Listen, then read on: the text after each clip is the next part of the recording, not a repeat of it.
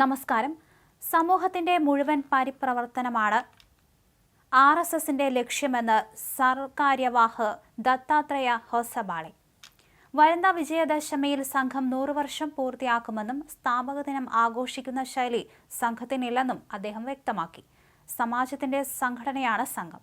വിജയദശമി ദിനത്തിൽ ശതാബ്ദി ആഘോഷങ്ങൾക്ക് തുടക്കമാകും. രാജ്യത്തിന്റെ എല്ലാ ഭാഗങ്ങളിലും സമ്പർക്ക യജ്ഞം നടത്തും. പഞ്ചപരിവർത്തൻ അടിസ്ഥാനമാക്കിയാകും സമ്പർക്കം. സംഘതത്വങ്ങളുടെ പ്രചരണം സമ്പർക്ക പരിപാടിയിൽ നടക്കുമെന്നും അദ്ദേഹം അറിയിച്ചു. കേരളത്തിൽ RSS വലിയ വളർച്ചയാണ് ഉണ്ടാക്കിയത്. ADGP അജിത് കുമാറിന്റെ കൂടിക്കാഴ്ച വിവാദം അവസാനിച്ചതാണെന്നും ഹൊസബാളെ പറഞ്ഞു. രാജ്യത്തിന്റെ സാംസ്കാരിക അടിത്തറ ശക്തമാണ്. നമ്മുടെ സാംസ്കാരിക മൂല്യങ്ങൾ കൈവിടാതെ ആധുനിക ജീവിതം സ്വായത്തമാക്കാനാണ് നാം ശ്രമിക്കേണ്ടത്. പഞ്ചപരിവർത്തനം വ്യക്തികളിൽ നടപ്പിലാക്കാൻ പ്രബോധനം നൽകും. യുവജനതയ്ക്ക് പ്രത്യേകം പരിപാടികൾ സംഘടിപ്പിക്കും. ഭാരതത്തെ മഹത്തരവും സമ്പന്നവുമാക്കാൻ പുതുതലമുറ മുന്നിട്ടിറങ്ങണമെന്ന് ഹൊസബാളെ പറഞ്ഞു.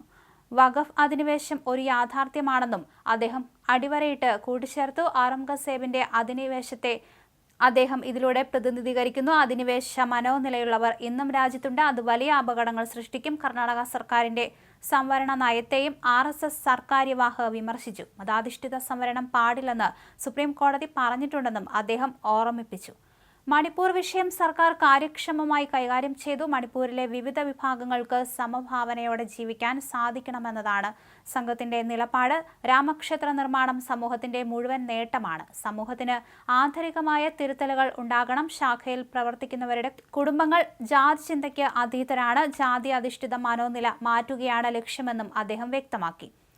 RSS പ്രതിനിധി സഭയ്ക്ക് ഇന്ന് പരിസമാപ്തിയാകും. ശതാബ്ദി പൂർത്തീകരണ വർഷത്തിലെ പ്രവർത്തനങ്ങൾക്ക് അന്തിമ രൂപം നൽകി. സർക്കാര്യവാഹ് ദത്താത്രേയ ഹൊസബാളെ ബൈഠക്കിന്റെ വിശദാംശങ്ങളും പങ്കുവച്ചു. ഹിന്ദുക്കൾക്കും ഇതര ന്യൂനപക്ഷങ്ങൾക്കുമെതിരായ മനുഷ്യത്വരഹിത അതിക്രമങ്ങൾ അവസാനിപ്പിക്കാൻ ഐക്യരാഷ്ട്ര സഭയും അന്താരാഷ്ട്ര സമൂഹവും ബംഗ്ലാദേശ് സർക്കാരിൽ സമ്മർദ്ദം ചെലുത്തണമെന്ന് RSS അഖില ഭാരതീയ പ്രതിനിധി സഭ ആവശ്യപ്പെട്ടിട്ടുണ്ട്. സമീപകാലത്ത് ബംഗ്ലാദേശിലെ ഭരണമാറ്റ ശേഷം തുടർച്ചയായുണ്ടാകുന്ന ഇസ്ലാമിക അക്രമങ്ങളിൽ പ്രതിനിധി സഭാ പ്രമേയം ആശങ്ക പ്രകടിപ്പിച്ചു.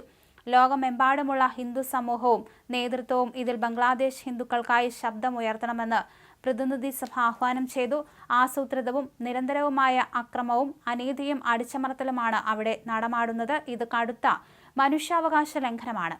ഭരണമാറ്റത്തെ തുടർന്ന് മഠങ്ങൾ, ക്ഷേത്രങ്ങൾ, ദുർഗാപൂജ പന്തലുകൾ, വിദ്യാഭ്യാസ സ്ഥാപനങ്ങൾ എന്നിവയ്ക്ക് നേരെ നിരവധി ആക്രമണങ്ങൾ ഉണ്ടായി. ദേവതകളെ അപമാനിക്കൽ, ക്രൂരമായ കൊലപാതകങ്ങൾ, സ്വത്തുക്കൾ കൊള്ളയടിക്കൽ, സ്ത്രീകളെ തട്ടിക്കൊണ്ടുപോകൽ, ലൈംഗികമായി പീഡിപ്പിക്കൽ, നിർബന്ധിത മതപരിവർത്തനം എന്നിവ തുടർച്ചയാകുന്നു. ഈ സംഭവങ്ങളുടെ ഇരകളിൽ ഭൂരിഭാഗവും ഹിന്ദുക്കളും ഇതര ന്യൂനപക്ഷ സമൂഹവുമാണ്. അതുകൊണ്ട് തന്നെ ഇവ രാഷ്ട്രീയ പ്രശ്നങ്ങളുടെ ഭാഗം മാത്രമാണെന്ന് അവകാശപ്പെട്ട് മതപരമായ വശം നിഷേധിക്കുന്നത് സത്യത്തിന് നിരക്കാത്തതാണെന്ന് പ്രമേയം ചൂണ്ടിക്കാണിച്ചു. പട്ടികജാതി വർഗ്ഗക്കാർ അടക്കമുള്ള ഹിന്ദുക്കൾ മതഭ്രാന്തരായ ഇസ്ലാമിക ശക്തികളുടെ പീഡനത്തിനിരയാകുന്നത് ബംഗ്ലാദേശിൽ പുതിയ കാര്യമല്ല. നാട്ടിലെ ഹിന്ദു ജനസംഖ്യയിൽ തുടർച്ചയായുണ്ടാകുന്ന കുറവ് നിലനിൽപ്പിനെ തന്നെ അപകടത്തിലാക്കുന്നതാണ്. 1951 22% ഹിന്ദു ജനസംഖ്യ ഇന്ന് 7.95%. അക്രമത്തിനും വിദ്വേഷ നീക്കങ്ങൾക്കും സർക്കാരും സംവിധാനങ്ങളും പിന്തുണ നൽകുന്നത് ഗുരുതരമായ ഉത്കണ്ഠ സൃഷ്ടിക്കുന്നതാണ്.